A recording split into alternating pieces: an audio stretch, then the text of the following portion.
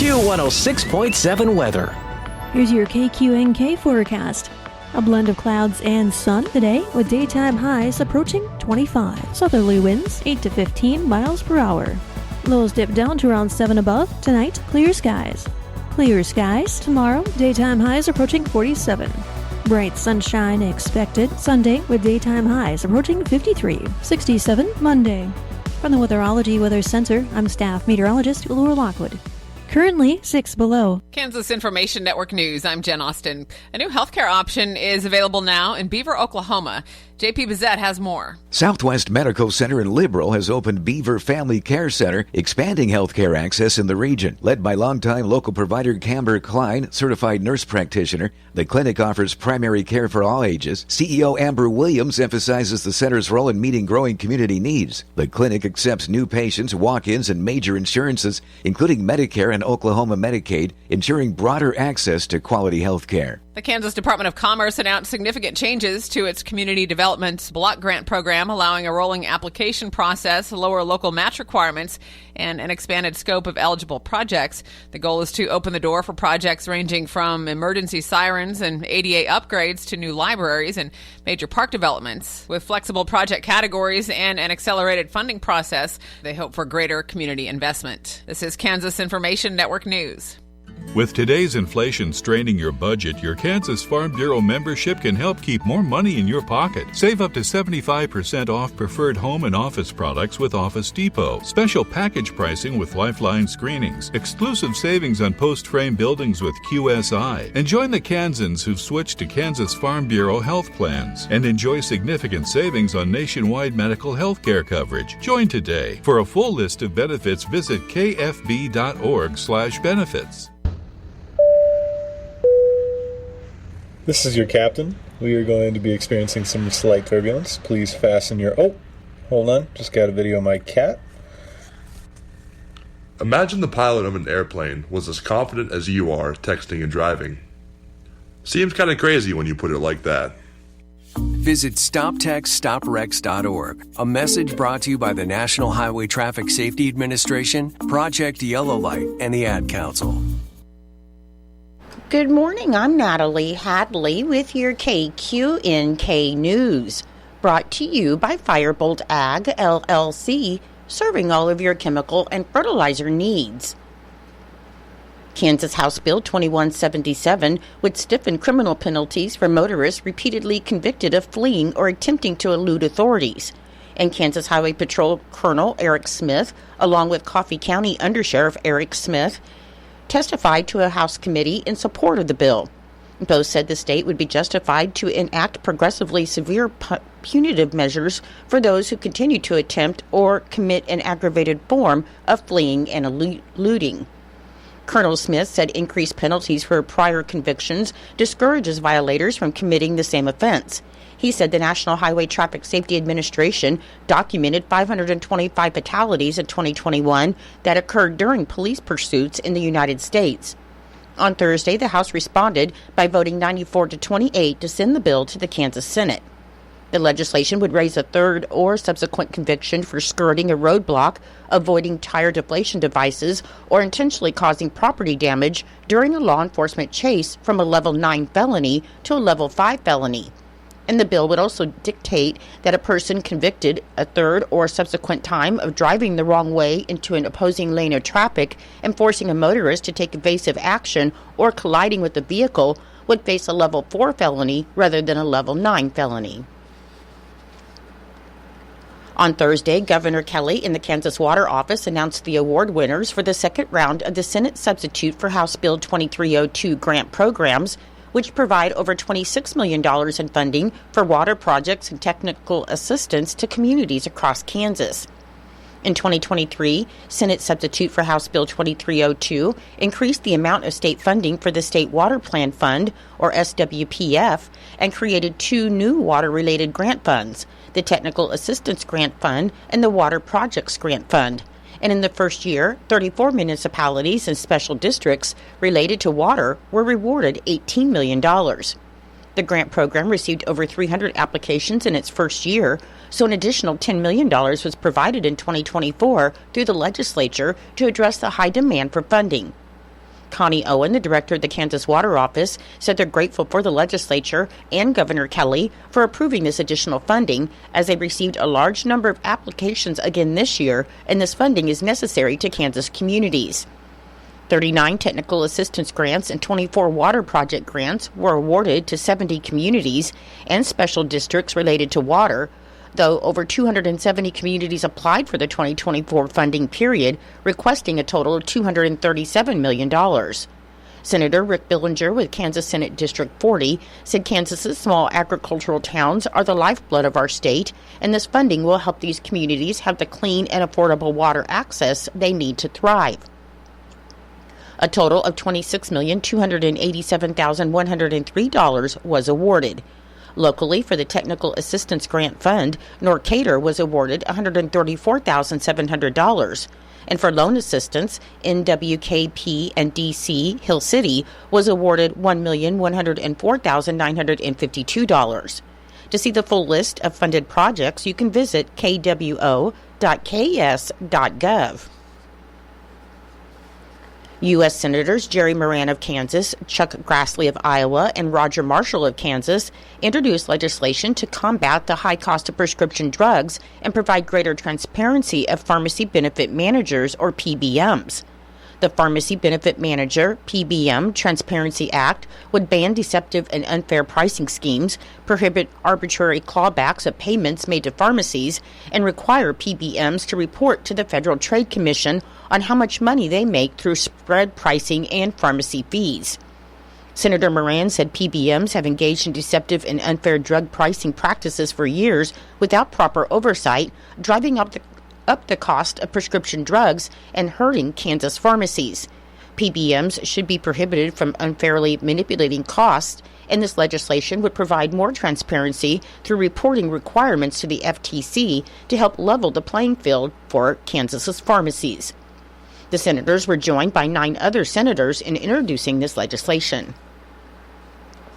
In Nebraska news, Broken Bow is recovering after an explosion and subsequent fire left many without power on a mooring where actual air temperatures range from minus 30 to minus 20 degrees.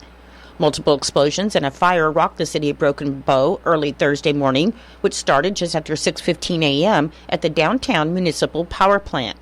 The fire caused heavy damage, which led to an extensive power outage, and though most power has been restored in town, as of Thursday evening, several areas remained without electricity, including the municipal building, courthouse, and residences north of the railroad tracks.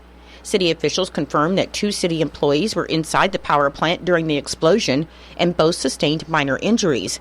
They were transported to Melham Medical Center. Broken Bow Mayor Rod Sonnenschen signed an emergency declaration, and 2 emergency shelters have been opened to help those without power, one at Third City Christian Church and another at North Park Elementary. Broken Bow Public Schools canceled classes due to the ongoing power issues, and administrators were offering help to those who need it. North Park Elementary School Principal Malachi Berenz said he and other school officials knew that there needed to be some type of action that should be taken just to reassure their community, so they opened their media center, gym, and bathroom facilities, among other things. They said whatever their community needs, they want to make sure that they help in providing that.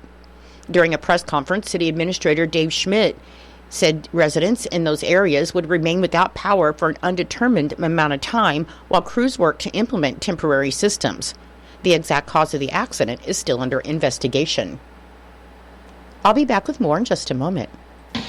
Firebolt Ag is a full-service fertilizer and chemical retailer. They customize products for individual farmers' needs, with the primary focus being customer profitability. Let Josh and Jack help you get the most out of your farm ground. They also provide in-house marketing with Ron Wall of Flatwater Solutions. Visit Ron in Phillipsburg or call Josh at 785-854-8484 or Jack at 308-840-2819. Firebolt Ag, your leader in agriculture.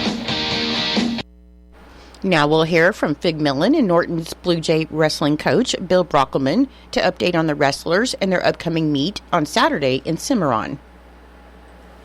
I'm here with head wrestling coach Bill Brockelman. Coach, it's been a pretty busy week for you. Let's start out with Thursday when you traveled to the Max Jones Fieldhouse in Goodland, had a duel with them. Why don't you tell us the result of that duel? Overall, we ended up winning the duel, I think 50-21 maybe, but overall I thought we wrestled really well. We gave up a couple opens, bumped a lot of kids around, especially with the snow days, but lost, I think, 2 matches, but gave up a couple forfeits, and were able to dominate overall. So I was really happy with the way the boys wrestled, and were able to come out with a big victory right before regionals. Of course, then there was no girls' duel on that, but on Friday of that week, and actually Friday and Saturday, you had the 3-2-1A Super Regional hosted by Russell, and that was quite a tournament for you. Let's start out with how you did on Friday. Friday was a rush of emotions because we found out originally they weren't going to wrestle that placement round to see if you're going to be placing the next day or not.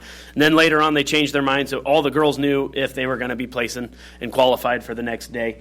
And it started out really well. We got punched 6 into the semifinals, got a couple into the quarters, lost a few in the quarters, and then got 6 into the semis, like I said, lost 3 in the semis, and then so we had 3 in the finals, 3 on the backside that we knew were already placed, and we were able to get 3 more girls to punch their ticket through that Concy quarter match to get into the matches for 7th and 8th.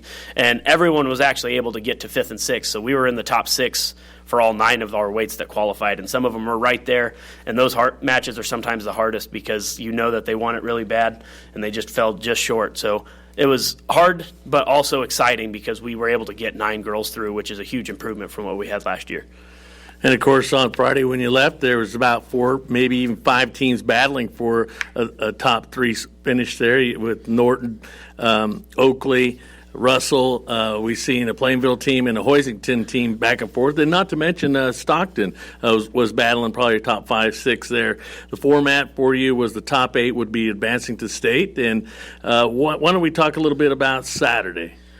Saturday, we talked with the girls, and we knew it was going to be a tall task because Oakley had a 15.5-point lead on us, but we knew that we had a lot of points left on the backside. So we talked about with the girls on scoring bonus points is going to be huge for us to get a lot of points on the backside, and we were able to overtake them going into the finals. I think we were ahead by 3 or 4. We were pretty confident in our 3 finalists that they would all win by bonus points, and they did. And it was a battle from there. Oakley kept passing us. They'd win, we'd win, they'd win, we'd win. And it was just a constant battle, and it came down to Cadence Greason got a fall in the finals, and Atavia lost in the finals, and that was able to get us the victory by 3. If Atavia would have won, they would have won by 1. And it took all of our girls because I think every single one but maybe 1 or 2 scored some sort of point here and there. And the 6 in the finals for the Lady Plainsmen, and only 3 for the Blue Jays, but all 3 winning first place in their weight groups. And just to kind of go back in there on that the final match with the Cadence, and we're watching she being very aggressive and has her opponent on her back, but I think a lot of even the Norton crowd was watching on mat number 3, where it was Atavia Kane and Nevaeh Graves of Hoisington that were going at it in the 170-pound weight class, and it was 11-10, Graves of Hoisington leading, and then all of a sudden she pins Kane, and the crowd erupted. I don't know if that's for the Blue Jays or if it's because Kane, that was her first loss on the year. And tell us a little bit about what the crowd energy meant to you. The energy is huge, and I think it was big for the girls. Like every time we would score bonus points, the crowd would erupt, and you could just see our team kept feeding off of it, and they were feeding off of each other's victories, and it was awesome. Especially like you said during Cadence's match. I would look, because we always have a group of girls sitting by the mat yelling for their teammates, but I'd look over there, and they were all staring at the far mat because they were trying to figure out, is this going to happen or not? They had enough faith in Cadence that she was going to get the fall. They were more worried about what was happening on mat 3 because that was what was going to seal it if Kane was able to get the victory. Now it's this coming week. You're going to travel down to Cimarron, Kansas, where it's going to be the boys' turn in the regional. Kind of a different regional feeling, actually, not knowing that you have some of the surrounding teams like a Phillipsburg and a Beloit or even a Smith Center, as you're going to travel down southwest to Cimarron and see 24 teams down there. Give us a little bit about the format and so forth at Cimarron. It'll be at their main gym. There's, I think last time I talked to and read, it was going to be 3 mats. It's going to be tough, but it's different than what we're used to because, like you said, there's not going to be a lot of teams that we normally see a lot. I think there's the 4 MCL teams, Oakley, Hoxie, Hill City, and us, and then 2 other teams that we see quite a bit are St. Francis and Atwood, but Leote and Lakin we didn't see a lot this year, so there's a lot. When I was filling out the head-to-heads, I was like, man, we didn't see a lot of these kids, but I'm confident in our kids, and I know our kids are battle-tested, so they'll be ready to go out and just wrestle, score some points, and hopefully we can get just as many boys in as we did as the girls, and that'd be a great start for the state tournament for us. Why don't you give us the time that it'll be on Saturday? It'll start at 10 a.m. Okay, Coach, one other little thing that you like to keep everybody informed of is with the shirts. Yes, we're doing our shirts through Midwest Mill. She put them up on our website, but she is going to close it on Sunday. She wants to make sure that she has enough time to get everything in and printed so that way we all have them for the state tournament. So there's state qualifier shirts at midwestmill.com. So if you guys are wanting some shirts, I also posted it on our Facebook. If you guys want to find some shirts, that's a place to get it.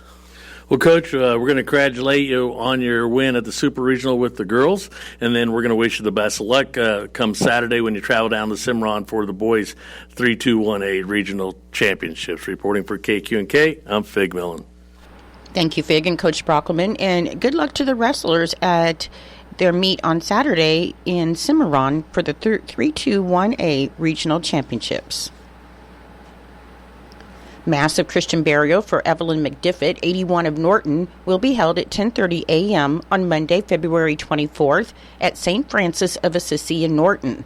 Burial will follow in the Norton Cemetery.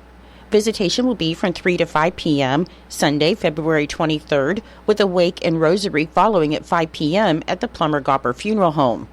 Memorial contributions may be made to St. Francis of Assisi Catholic Church, Logan Manor, and St. John the Evangelist Catholic Church in Logan, and may be sent in care of Plummer-Gopper Funeral Home, 215 West Main Street in Norton.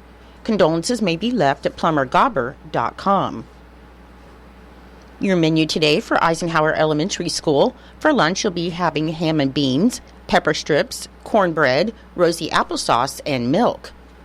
For Norton Community High School and Junior High, your lunch today will be pizza or taco burrito, pasta salad, fruit, and milk. Your KQNK News was brought to you by Firebolt Ag, LLC, farmers helping farmers to succeed. You can contact Firebolt Ag today to get the most out of your farmland. Your KQNK weather forecast is being brought to you by Hinkle Termite and Pest Control, your Norton experts for all of your pest control needs. Your forecast for today, it should be mostly sunny with the high near 24 and wind chill values as low as minus 15 with south winds at 5 to 10 miles per hour. For tonight, it should be mostly clear with the low around 7 and a south wind around 5 miles per hour becoming west after midnight. On Saturday, it should be sunny with the high near 47. On Saturday night, mostly clear with the low around 23. On Sunday, it should be sunny with the high near 53, and on Sunday night, partly cloudy with the low around 33. I'll be back with the rest of your forecast in just a moment. When you've got bugs, we know what a nuisance that can be. Lock 'em out. From Hinkle Termite and Pest Control, Lock 'em Out is our very effective residential insect prevention program. We'll come to your place and treat your foundation plus all insect entryways. And while we're there, receive a free termite inspection. Call Mr. Rich Wenzel, our certified technician in Norton, at 785-202-0167. That's 202-0167. Continuing with your weather forecast, on Monday it should be mostly sunny with a high near 67. On Tuesday, sunny with a high near 66. On Wednesday, it should be sunny with a high near 57 and breezy. And on Thursday, should be sunny with a high near 58. Currently, with fair skies, it is minus 2 degrees. The humidity is 71%. The wind speed is south at 7 miles per hour. The barometric pressure is 30.45. The dew point is minus 9 degrees. And the current wind chill is minus 15 degrees. Your weather was brought to you by Hinkle Termite and Pest Control right here in Norton. You can call Hinkle Termite and Pest Control at 785-202-0167 for all of your pest control needs.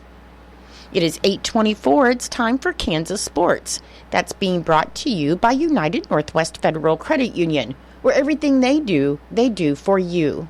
United Northwest Federal Credit Union is excited to announce that it will host their 76th annual meeting in person at the St. Francis of Assisi Parish Hall in Norton, Kansas on March 24th, 2025, beginning at 5:30 p.m. Supper and prizes will be provided for those in attendance. Reservations can be made by calling 785-877-5191 by March 18th, 2025. KIN Sports, I'm Spencer Dupuis. Kansas State football has seen a lot of coaching moves over the last couple of weeks as co-offensive coordinator and offensive line coach Connor Riley moved to the NFL. Brian LePack has been named the new offensive line coach as he moves from the tight end coaching position. And Tim Fitzgerald of GoPowerCat.com joined 580 WIBW in Topeka and talked about the move. I think it's a brilliant move. I mean, this is what his position group is. He's been coaching tight ends because he's trying to get into the offensive line. So this is an enormous career opportunity for him, and I think he's going to do a good job. We won't know probably until midway through the season because, I think we can all agree that maybe 2-3 games into the season, they'll struggle a little bit. They're going to have a lot of new faces and a new coach. But maybe by midseason, we'll start to see how good or bad they are. I think it was a good hire because you rewarded a coach you really want to keep on your staff as long as possible. Kansas Information Network Sports, I'm Spencer Dupuis. When it comes to making plans, you are the best. What about those round trips that you plan in advance, which are perfect on your way there and perfect on your way back? Or those meetings with friends for which you make a group chat 3 months before so that nobody or anything is missing? Or your daughter's first birthday party. You planned it with such dedication that instead of the first, it felt like our 15s. The same way you plan each detail for those moments. Start planning to protect you and your loved ones from a natural disaster. Sign up for local weather and emergency alerts. Prepare an emergency kit. And make a family communications plan. Protecting your family is the best plan you can make. Get started at ready.gov/plan. Brought to you by FEMA and the Ad Council. It's true, many of us spend more time thinking about what's for dinner than preparing for retirement. But if you think your retirement needs deserve more attention, I agree, and I'd like to help. I'm Edward Jones financial advisor Philip Eisenhagen. Together we can give your long-term retirement strategy the attention it deserves. Stop by our office at 418 East Holm here in Norton or call 877-3373. Edward Jones, Making Sense of Investing, member SIPC.